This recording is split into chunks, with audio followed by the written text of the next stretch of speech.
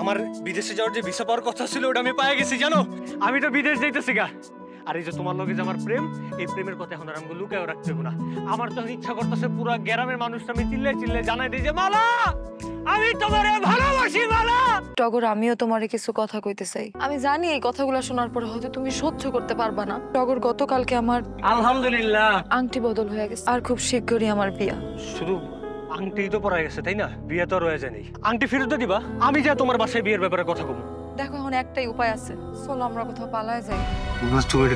তুমি জানো আমার এতদিনের সাজানো স্বপ্ন এখন যেমন আমার সব স্বপ্ন পূরণ হয়ে যেতেছে, এই জায়গাতে আমি সবকিছু ছাইড়া দিয়ে কেমনে যাই কম। বুঝলাম না, মানে তুমি আমারেও চাও, তুমি বিদেশেও যাইতে চাও, সবই লাগবে তোমার। কিছু পাইতে হইলে কিছু একটা হারাইতে হয়।